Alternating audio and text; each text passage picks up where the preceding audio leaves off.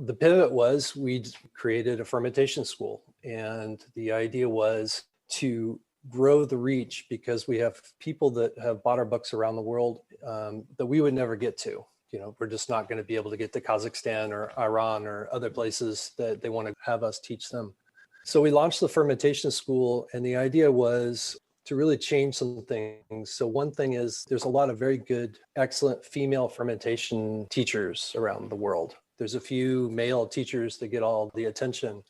And so one of the things that this school's about is it's all women who are authors and fermentation experts. So there's two, Kirsten and Meredith Lee, who's in North Carolina, who's an amazing charcuterie butcher, really a badass butcher. Nothing like women with knives cutting through a carcass. It's just crazy.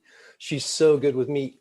And then we've lined up, we're going to be announcing in the coming months, we've signed at least 3 other women who are leaders in things like sourdough and cheeses, chefs that do work in the kitchen around fermentation. So it's going to be really exciting. And we've designed it so that the artist gets the money. Having been through the publication world, when we have people say, oh my gosh, you've sold hundreds of thousands of books, you must be rich. They say, well, that's a lot of quarters that you can stack up. That's true. But if you make less than $1 a book.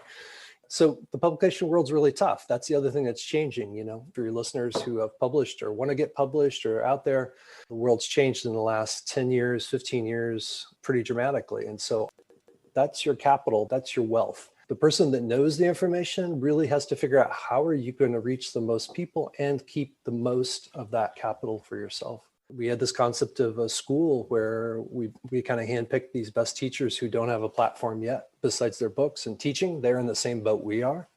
Design the school so that it's more of a cooperative.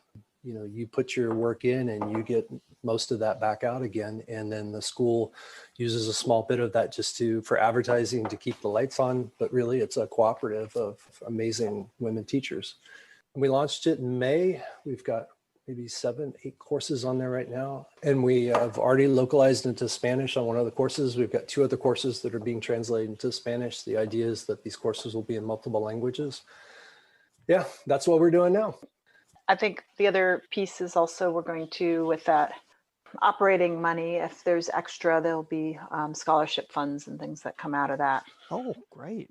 Yeah. For full conversations and future content, please subscribe at offthegridbiz.com.